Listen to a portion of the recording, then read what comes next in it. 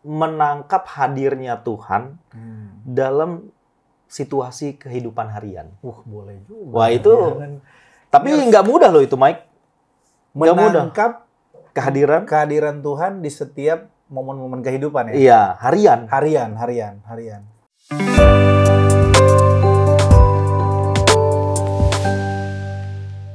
3, 2, 1, ngobrolin pesona Injil yuk setiap hari. Bang Mario. Oi Mike. Senang kali dia. Akhirnya dari sekian lama, lu baru mau kemari Bang. Ya, mempersiapkan segala hal yang perlu. Ocon udah, Pastor Robson udah, Pak Daniel udah, Mas Didi udah, Pak Gem apa lagi? Ya jagoan kan terakhir datangnya. Iya. Hari ini baru lu nih masuk ke sini podcast kita. Lu tahu nggak kepanjangan Igrea ngopi Bang? Ngobrolin pesona Injil. Kita tes dulu dia ya kan. Kemarin kulihat abis dari Bali. Wah, stalking IG kayaknya. Dapat ya, iya dong, liburan kita ke Bali. Lama juga tadi kemarin kuliah. Wah, sempat hampir seminggu lah. Seminggu? Hampir. Bulan madu lagi sama Nyonya kayaknya. Bulan madu ke-17. Padahal. Jadi kita hari ini sama Pastor Mario. Kita cobalah aku tanya dulu. Kemarin di Bali atau dalam sebulan ini apa momen yang paling kau paling kau highlight lah yang momen, bisa kita ya tentu semua momen ada lah ya tapi yang paling kau highlight terkait dengan kehidupan kita setiap hari harus diinjili oleh Injil dan menghidupi Injil itu mungkin ya kemarin aja deh yang waktu pas ke Bali tuh apa ya ke Bali itu seru lah ya karena kami jadi seperti merefresh hubungan ke Bali kan. Ini aku ngopi nih kalau kayak gini. Ya kan ke Bali jalan-jalan, liburan. Ya, ada yang ngisi pelayanan nggak kalau di sana? Bagi kami yaitu refresh hubungan, jadi segar lagi. Kalau pelayanan ada dong ke gereja kawan kita di sana kan. Pak Immanuel ya? Pak Immanuel. Oke. Mantap lah pokoknya. Ke mana tempat-tempat wisata? Wisata jelas kan Bali kan terkenal pantai, tapi kami main ke gunung justru. Tempat-tempat yang tak terjamah. Gaya kali kan. Apa? Lu naik apa di sana? Mobil, motor? Ya pertama naik motor, 2 hari pertama sekarang naik motor. Sekarang udah macet di Bali, Bang. Macet kali di Bali itu. Baru selanjutnya karena berdua kan, ya biar aman naik mobil lah, biar nggak panas. Nanti tambah hitam pula, Wak. Main di gunung, di pantai main nggak? Main dong. Ya kalau ke Bali nggak ke Kuta kan, ke Afdol kan? Ke Kuta, ke Canggu tempat kau menyesatkan aku, Mike. Oh iya, waktu itu saudara-saudara saya bawa dia ke Canggu. Canggu tuh banyak bule. Iya. Tapi kampung bule. Kami datang siang-siang. Tapi siang itu pun udah rame juga. Di tempat bule-bule. Ya, recommended lah liburan dalam negeri yang terjangkau. Tapi tujuan utamanya sebenarnya bukan tempatnya, tapi sama siapa dong kita kesini kan? Ya. Sama istri. Ya kami berapa tahun menikah ya? 8 tahun. 8 tahun ya? 8 tahun. Iya. Kalau dari pacaran tambah 5 tahun, Mike. Berarti sekarang udah berapa? 13 tahun. Waktu dia nikah aku datang Bang. Masih imut-imut kan? Iya. Lu kalau di Bali yang paling mempesona secara objek lah ya. Maksudnya lihat pantainya, lihat gunungnya. Ada nggak darimu menghayati bahwa gila ya Tuhan tuh hebat banget. Oh iya. Sampai ke situ nggak semacam perenungan lah, devotion. Ya kita kan orang rohani begitu ya. Iyalah. Disebut rohaniawan selalu mengaitkan dengan hal gitu ya. Betul. Selalu ada rasa kagum, wow begitu. Kalau kita lihat sunset ya, gitu lihat pemandangan budayanya, gitu kulturnya ya. Kan. Nah, itu selalu ada rasa wah, keren ya gitu. Di Jakarta bukan nggak ada pantai. Ada, betul, ada. Tapi kok bisa di spot itu kita bisa menghayati lebih dalam tentang ya Tuhan menceritakan keberadaannya, kehadirannya lewat karyanya. Ya. Ya. Wow. Lalu yang selanjutnya tadi kalau lo singgung budaya ya. Kami sempat nonton tari kecak. Nah, gitu apa yang kau bisa share, bisa dapat dari situ apa? Kau kaitkan dengan Injil lah maksudnya. Tuhan hadir dalam budaya kan gitu. Kita orang Batak lalu melihat keragaman budaya dan ternyata yang saya hayatin gini, yang gua hayatin gini. Oh, kekayaan ini tuh dari satu pribadi gitu. Yang gua hayatin tuh pribadi ini tuh kreatif bener gitu. Tuhan itu kreatif sekali. Orang Batak dengan tortornya, dengan segala macam, ya dengan ulosnya dan lain sebagainya. Tapi di tempat yang lain dia hadir dan itu menjadi satu daya tarik gitu.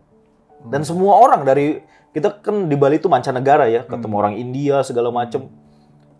Mereka bisa menikmati budaya itu dan ya dengan kekagumannya masing-masing. Tapi gue ngelihatnya, wow, ini pribadi yang satu ini yang kita panggil Tuhan Yesus itu kreatif luar biasa. Itu sih yang wow gitu ya. Jadi kalau bicara tentang budaya itu harusnya kita juga di gereja, khususnya konteks gereja ya. Budaya Injil itu harus kita bangun ya. Menurut gimana, Bang? Budaya Injil yang kita bangun dalam gereja, dalam kehidupan berkomunitas, atau lebih sederhana lah kita pribadi dalam hidup harian. Story of gospel, story the gospel itu harian sebenarnya. Lifestyle lah istilahnya ya. Nah, menangkap hadirnya Tuhan dalam situasi kehidupan harian. Boleh juga. Wah itu, tapi nggak mudah loh itu, Mike. Menangkap kehadiran Tuhan di setiap momen-momen kehidupan ya. Iya, harian. Orang hidup dalam aktivitas seperti rutinitas kan. Bangun pagi, bersiap-siap beraktivitas kerja, kantor, di Jakarta menghadapi kemacetan. Itu banyak ragamnya tuh. Ada yang marah di jalan. Kan kalau gue kan suka naik motor tuh ya. Kerap kali tuh lihat orang ribut itu di jalan. Ada aja langgar lalu lintas. Nah, bisa nggak kita di situasi-situasi yang kita sebut crowded, rutinitas ini menangkap hadirnya Tuhan? Itu yang mahal. Di saat lu ngopi sama teman-teman, ketemu ya sama kita-kita nih. Kita ini ketemu hampir tiap hari loh, Mike. Bener, tiap hari. Makanya kan gue bilang lu sombong kali, Bang. Gak pernah muncul di sini. Nah, di momen-momen itu kita bisa nggak nangkep mahalnya tuh kalau duduk ketemu tiap hari apa sih? Iya sih, benar. Apa nilainya nggak ada. Benar. Lalu rutinitas kita tuh kalau ya cuma rutinitas menghabiskan waktu, maaf, cari duit, dapat duit di akhir bulan, di awal bulan. Kalau hanya itu, di mana nilainya? Gitu loh. Tapi kan kita bisa menangkap hadirnya Tuhan di sana, itu hebat.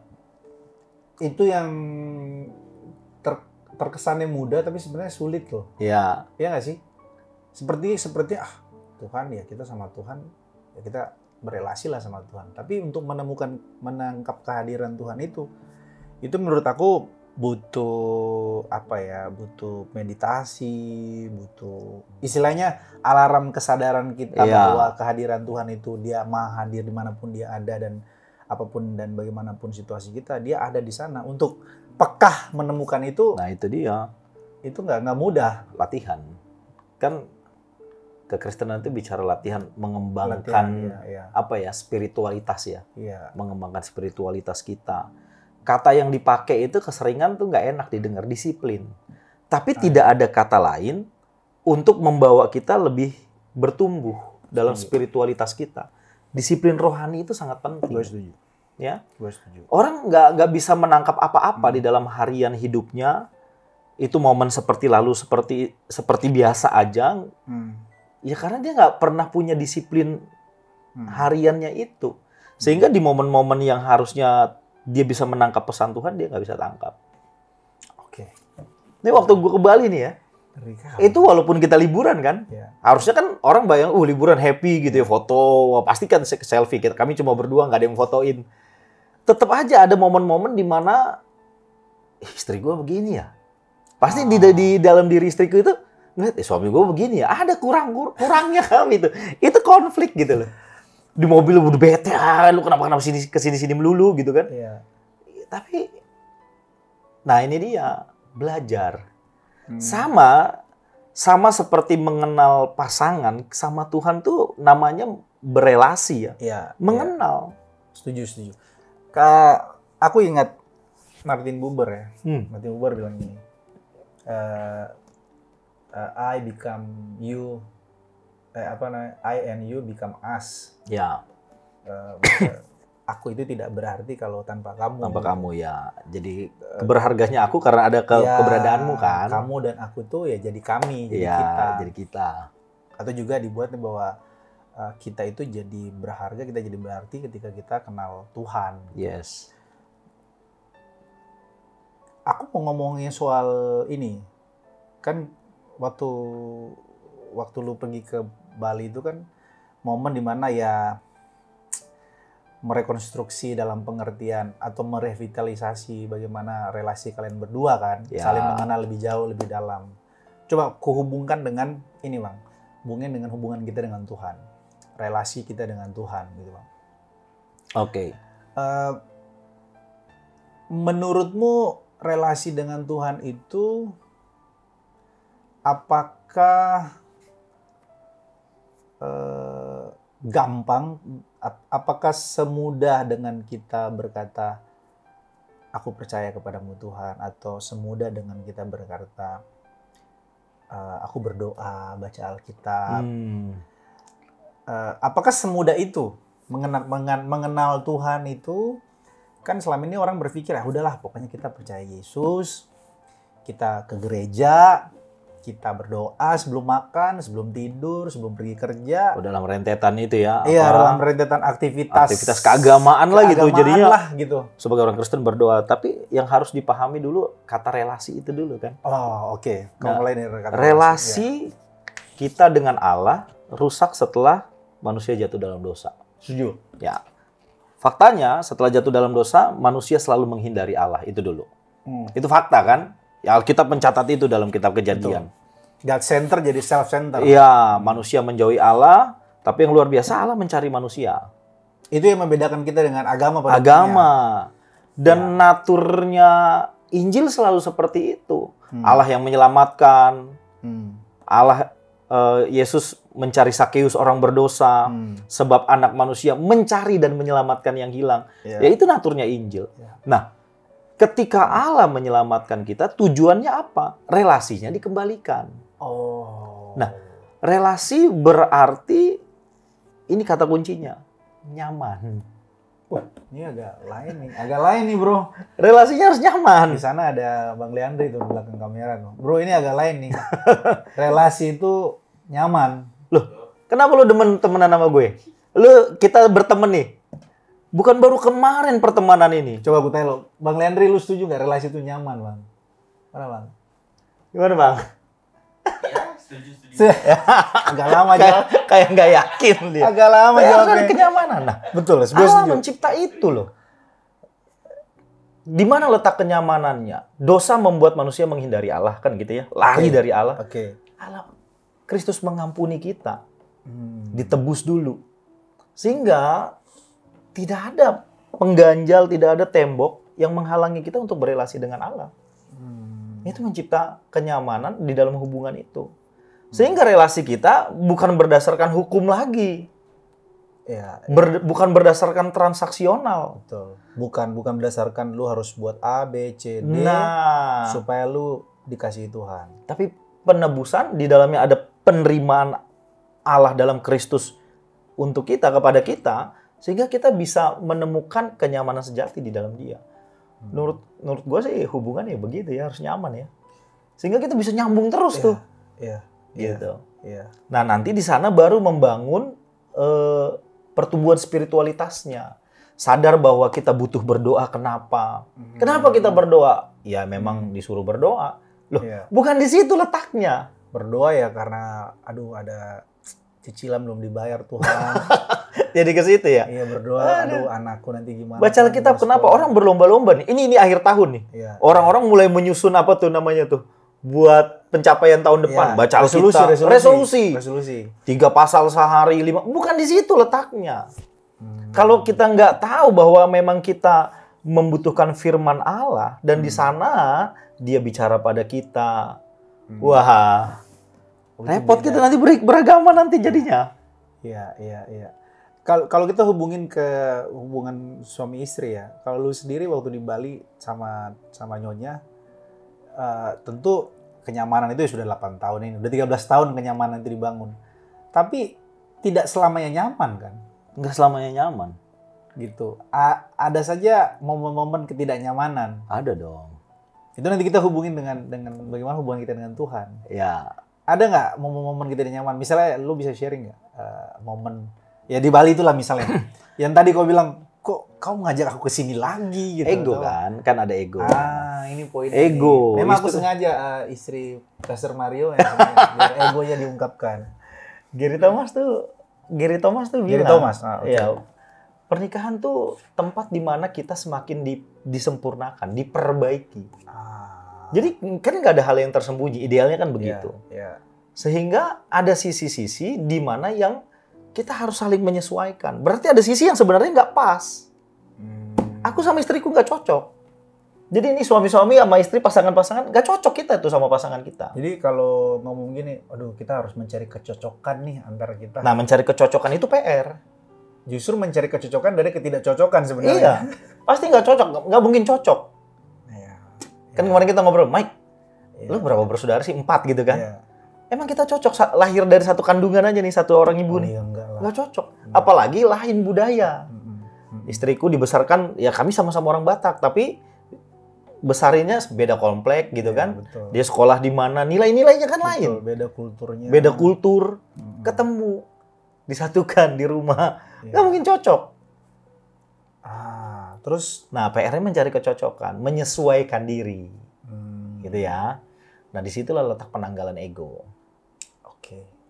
Nah, disitulah naik turunnya hubungan. Naik turun di sini terkadang gue sendiri gitu ya, kadang-kadang ini apa sih gitu ya. Apalagi nih yang harus belajar gitu. Maka dari itu pasangan tuh jangan menghindari konflik sebenarnya. Menarik ini. Konflik itu baik, yang penting diselesaikan. Jangan melarikan diri dari konflik. Oh iya. Nah, kalau tadi hubungannya dengan Allah cari kita untuk selesai nih. Manusia lari. Loh, orang terkadang konflik sama pasangannya, pulang ke rumah orang tuanya, pergi ke rumah temannya, memilih sama teman-temannya. Malah curhat di sosmed, curhat sama teman. Loh enggak.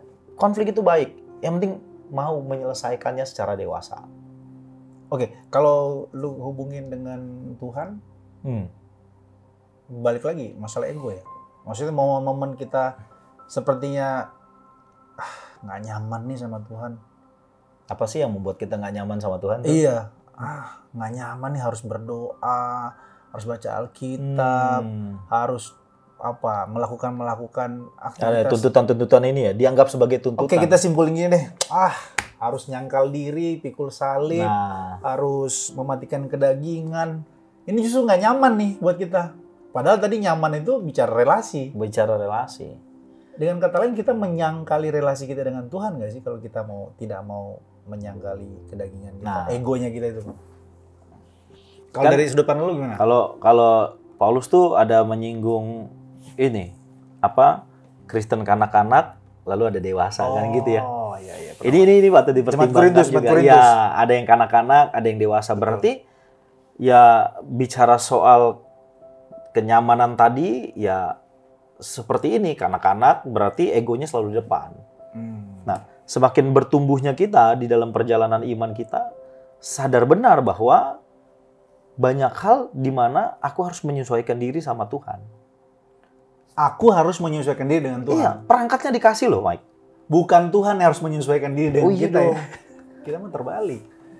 Kita maunya Tuhan yang menyesuaikan dengan kita. Perangkatnya dikasih loh, itu aduh. Kita sih doanya jadilah kehendakmu dan bukan kehendakku. Tapi dalam hati kita, itu kan kehendak kita yang kita kedepankan. Memang itu belajarnya kita kan di situ. Apa ya? Kan gereja kita kan perangkat tadi maksud apa? Gereja kita kan lagi benar-benar concern sama gospel ya. Nah, gue sendiri terus belajar gitu. Pak Gembala juga ingetin kita kalau setiap pertemuan belajar gitu, mencari part-part ini kan kayak puzzle ya. Tapi waktu Jov itu kan materiku kan tentang hati kan. Iya, pembaruan. Wah, pembaruan hati tuh. Gospel renewal. Itu hebat sekali ketika Allah menyelamatkan kita, dia ganti perangkat hati kita. Yang perlu diubahkan hati ya. Aku akan memberikan, kata Yeskiel. Hati yang baru. hati yang taat. Berarti ini perangkat diganti. Dia tahu hati kita pemberontak, nggak mungkin taat. Tapi diganti dulu perangkatnya. Betul. Serius hatiku diganti? Masa iya Tuhan ganti hatiku? Loh. Tidak dalam bentuk hati biologis dong. Nah, kardia itu kan. Maka itu kita harus sadar bahwa diganti perangkatnya supaya kita bisa taat sama Dia. Nah, diberikan roh yang taat, hati yang baru kan begitu ya. Kalau bahasanya Paulus, manusia lama, manusia baru kan perangkatnya diganti. Nah, perangkatnya benar tadi bukan berarti kardia itu yang diganti, tetapi kesadarannya diganti. Berarti kesadaran kita harus sadar benar bahwa kita sudah ditebus, bahwa kita sudah diselamatkan, bahwa oleh kasih karunia kamu diselamatkan. Nah, ini kesadaran ini nggak mudah. Orang pikir, oh masa cuma percaya selamat? Untuk percaya aja nggak gampang. Bener. Untuk sesuatu hal yang sifatnya sederhana aja itu nggak mudah. Nggak mudah. Untuk percaya. Jadi jangan mengecilkan kata percaya itu juga. Oh percaya isinya begitu. Kok rasanya percaya tuh terlalu rendah, tapi kadang-kadang jadi terlalu berat. Faktanya untuk percaya tidak mudah. Yesus mati menyelamatkan kita. Oh mana mungkin masa kematian dia bermanfaat bagiku? Benar. Nggak mudah kan? Nah maka dari itu disitulah letak tadi kalau lu sempat singgung apa tadi itu ya? Kontemplasi tadi ya? Iya meditasi. Meditasi Injil. Meditasinya harus Injil. Meditasi Injil. Kadang-kadang kan kita ngikutin meditasi yang tarik napas. Oh nggak begitu, kita meditasi Injil. Tenangkan pikiran. Mungkin prinsip di situnya ada sama menenangkan pikiran, tapi isinya apa? Yang dimasukin ke dalam pikiran kita apa? Perbedaan signifikan. Nah, meditasi Injil, apa yang telah Kristus lakukan bagiku? Lalu terus, siapa aku, keberhargaanku letaknya di mana? Itu isi meditasi Injil. Baru untuk apa aku diselamatkan di dalam Kristus? Baru kita mengembangkan kehidupan di sana. Baru itu yang tadi Kristen anak-anak terus bertumbuh. Jadi Kristennya PR-nya nggak sederhana itu, menyesuaikan dirinya tadi itu. Iya, menyesuaikan diri dengan Tuhan itu. Ya setiap hari lah. Itu makanya kan PR-nya harian. Ngobrolin pesona Injil itu harus setiap hari. Setiap hari. Kata Paulus, aku telah memutuskan tidak membicarakan. Wah, aku suka nih, Pak Gembala ada bilang gini. Kalau di meja makan kita, khotbah kapan itu ya? Kalau di meja makan kita nggak ngobrolin Injil, wah bahaya kita. Itu. Setuju. Yang simpel-simpel loh, di meja makan kita makan, happy segala macam ya. Tapi di meja makan juga ada orang yang ribut karena nggak nyambung makanannya. Bener. Kadang-kadang gue tuh suka bawel tuh. Lu tahu sendiri kalau makan nggak milih-milih gitu. Jadi lu kalau bicara tentang relasi, ini relate nih biasanya bang. Seolah-olah Tuhan itu nggak ada. Tuhan itu nggak jauh. Jauh ya. Tuhan itu nggak jawab doa gua udah bertahun-tahun. Harapan, cita-cita, kerinduan. Bahkan yang sakit belum sembuh-sembuh, terus kok belum dijawab-jawab nih doa, kerjaan belum dapet, belum dijawab-jawab nih doa, rumah belum lunas, masih KPR, belum dijawab-jawab nih Tuhan, sampai kapan nih Tuhan? Kita kan bicara relasi tuh, kita kan mengeluh sama Tuhan, ngomong ya enak kalau dia Tuhan dia sudah sudah kaya, sudah banyak uang gitu. Oh, kita melihat orang lain gitu ya? Iya, melihat orang lain. Ada juga yang gini, kita marah gitu ngeliat orang fasik seperti Asaf. Ya. Marah gitu ngeliat kok dia nggak pelayanan. Jadi jahat, bahkan nggak mati-mati lagi. Kayak nggak adil ya? Kayak nggak adil Tuhan itu. Iya Tuhan. Kayak kita itu berelasi dengan menjaring angin. Kayak Tuhan itu seolah-olah nggak ada gitu. Lu punya ini nggak? Punya pandangan lain nggak? Maksudnya apa tanggapan lu dengan bahasa-bahasa seperti itu? Ini kan bahasa-bahasa umum di gereja lah. Cuma kita kan bisa menguatkan teman-teman. Ya itu menurut gue ya, itu seni berelasi. Itu justru seni berelasi. Ya, kita kan nggak selalu paham. Kita bertemannya nggak selalu ketemu loh. Iya betul. Kadang-kadang ada. Ini kalau pakai analogi itu, lari maraton. Maraton itu star orang happy semua ya. Wah senang lah jadi anggota maraton pakai nomor gitu. Iya. Tapi dalam proses lari itu 42 sekian kilometer loh. Ya. Maraton tuh 42. 10 kilometer pertama udah nggak happy tuh mukanya. 20 kilometer udah lain gitu. Nanti yang sampai di garis finish berapa orang sih? Gitu. Nah, hubungan juga begitu. Kadang-kadang kita sama Tuhan, hubungan sama Tuhan juga, itu seperti menemui jalan buntu kok. Ada momen-momen begitu ya? Ada dong. Kayak ini relasi kan?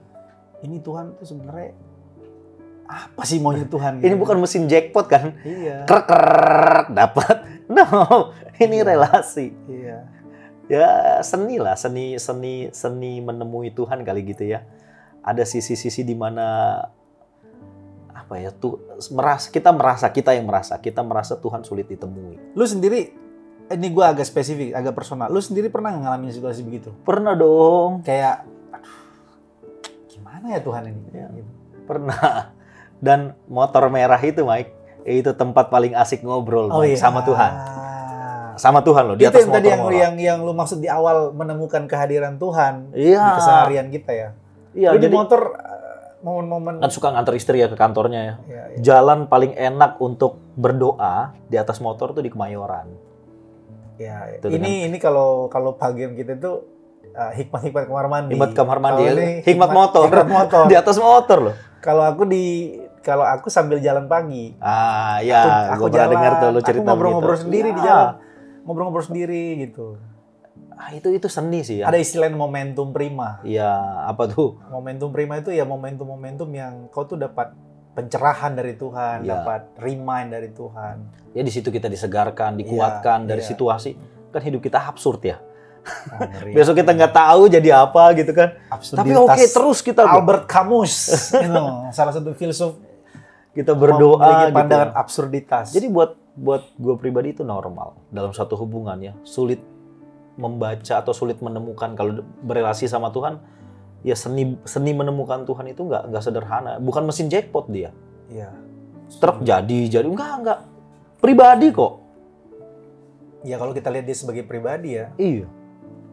Kadang-kadang kita transaksional tuh Bang. Ini masalahnya. Repot ya. Iya, ini betul. kan kita bicara itu seni sih sebenarnya. Kan lu bilang tadi seni bahwa ketika lu seperti tidak menemukan Tuhan, itulah seni yang berelasi. Terus berkomunikasi. Tapi ada lagi seni yang lain, Bang. Apa tuh? Seni memanfaatkan Tuhan. Kalau kita kan tapi sorry ketawa sok banget ya kan. Padahal hatiku pun begitu. Kita pelaku, Bang. Kita pelaku ya. Sama-sama pelaku. Ya, udah jujur lah kita ya kan. Iya, kita pelaku. Jangan sampai. Nih, ada istilah gini di gereja kita kan. Dan ini Tim Keller yang ngomong. Melihat Injil itu bukan sebagai kebergunaan. Atau kebermanfaatan. Tapi sebagai sebuah keindahan atau keberhargaan. Jadi berelasi itu dengan Tuhan, orientasinya itu ya kita manusia ini kan selalu untungnya buat apa? Sama kita berelasi dengan sesama juga. Ketika kita melihat suami, istri, anak, orang tua, apa nih keuntungan bagiku nih? Ada highlight dari kau Bang terkait ini. Soal apa nih? Keberhargaan, melihat Kristus itu tidak dalam relasi yang sifatnya transaksional. Ya jujur aja kan aku pribadi meraba-raba terus belajar terus gitu ya. Gua terus belajar gitu. Ya dulu kan begitu ya, kalau aku sudah berdoa pengennya ini diberkati kan selalu begitu ya. Lihat Tuhan tuh selalu begitu. Kita taat, dapatnya berkat kan pengennya begitu. Tapi ada situasi yang tadi kita obrolin sebelumnya tuh absurd gitu kan. Iya. Wah, jadi dapat apa ya bahasanya? Mutiara itu loh. Di tengah-tengah gersangnya, di tengah-tengah tidak jelasnya, justru semakin berelasi itu, semakin memahami pribadi Tuhan itu, semakin banyak ohnya jadi teologi ya. Ya gitu. Dulu sih ya bisa rasa kecewa apa lain sebagainya, tapi makin kesini makin oke lah. Kecukupan Kristus lah kata kuncinya. Kecukupan Kristus ya. Cukup. Kristus.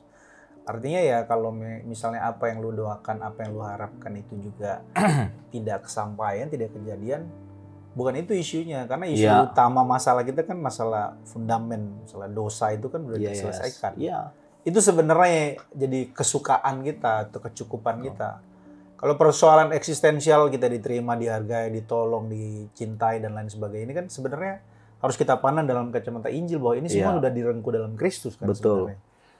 Ya kecukupan Kristus itu utuh dan penuh dan utuh dalam diri kita kan.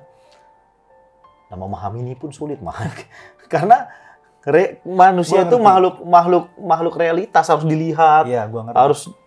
Gua ngerti yang lu maksud tadi. Itu loh. Yang lu maksud tadi, ini memahami ini juga sulit. Jangan-jangan teman-teman kita yang yang apa ya, yang di dunia umum gitu kan, kalau orang banyak sekuler menyebutnya, di dunia umum ya berjibaku dengan bisnisnya, dengan rumah tangganya, itu kan nggak mudah ya. Kita kadang-kadang kaum kita ini suka ngomong yang lempeng aja gitu, pokoknya kalau ada Tuhan udah aman gitu. Nah, kita pun sendiri sebenarnya mencari itu seperti meraba-raba kan, gitu. Tapi meraba-raba ini harus berangkat dari kecukupan Kristus dulu. Bahwa kita sadar benar bahwa Kristus telah menebus. Sudah, ya kan gitu ya, Alkitab bahasanya begitu. Sudah, telah mengampuni dosa, kita utuh dan penuh. Gitu ya. Baru kita oke, ya memang ini harus kita jalani. Pergulatan ini gitu loh. Ini sih nggak habis-habisnya kalau bahas sama orang ini. Nanti kita lanjut lah Bang, soal relasi ini ya. Iyalah. Lebih dalam lah nanti. Ya coba kita korek-korek lagi ya. Soal tadi ya, gue menarik masih yang lu bilang soal pertumbuhan itu dari kanak-kanak ke dewasa itu relasi kita. Ya. Pada waktu kanak-kanak kan kita sifatnya seperti kanak-kanak kan. Persis. Relasi kanak-kanak dengan relasi yang sudah dewasa ini kan, apalagi kalau kata Alkitab kan, ternyata kata apa kalau dalam bahasa Yunani sempurna itu Bang? Aku lupa. Kok jadi lupa pula aku. Teleios ya? Teleios bukan? Teleios kan? Teleios bukan ya? Teleios lah. Iya. Iya, sempurna itu teleios. Supaya kita nggak salah daripada ya, salah ya kan? Teleios. Nanti sambil kita lihat lah ya. Teleios. Jadi sebenarnya kata sempurna itu salah satu pengertiannya itu adalah dewasa. Ya. Sampai kita mencapai kedewasaan yang penuh kan. Dewasa, kata sempurna itu dewasa. Sebentar ya, aku lihat ya. Ini menutup, inilah. Nanti untuk catatan kita di chapter selanjutnya lah Bang. Kita bahas tentang ini. Lu bisa kasih power statement dulu lah Bang ke sini. Apa namanya? Closing statement lah. Ya kalau menurut gua soal relasi. Iya benar, teleios. Benar, teleios. Perjalanan hidup kita ini harus disyukuri sebagai satu relasi yang berkesinambungan sama Tuhan. Relasi yang berkesinambungan. Iya, relasinya dimulai dari Tuhan. Nggak ada kerinduan kita berelasi sama Allah. Dia yang cari kok. Betul, setuju. Nggak ada. Kita tuh sebenarnya pada dasarnya kan nggak mau berelasi dengan Tuhan. Nggak mau. Adapun kita berelasi ya karena kita mau memanfaatkan Tuhan. Nah, untuk kepentingan kita. Ya kalau agama-agama primitif saja memberikan sesaji supaya alam ini membaik, berikan sesaji supaya panennya tumbuh. Nah, kita pun terkadang berelasi dengan Tuhan tuh terjebak di situ juga. Salah satu statement yang menurut aku menarik adalah ini, bahwa kita berelasi dengan kita itu selalu self fulfillment. Maunya untuk kepentinganku. Bukan self giving untuk memberi. Kalau bahasa di gereja kita itu seringkali dikatakan bahwa menikah itu bukannya, atau berhubungan berelasi itu bukannya mencari kebahagiaan tapi memberi ya. Tapi memberi bahagia. Ini kan gambaran Kristus yang mencari kita, memberi hidupnya bagi kita. Nah, gimana nih kita sekarang? Ayo bertumbuh di dalam relasi itu kan. Relasi itu sih kata kerja juga ya, bertumbuh, menemukan keindahan terus. Dan menariknya Tuhan tuh selalu baik. Thank you Bang. Tadi kau ada satu bahasa yang menarik. Relasi itu kenyamanan. Mantap ya. Nanti kita bahas lagi di chapter. Siap. Thank you. God bless. Tuhan berkati.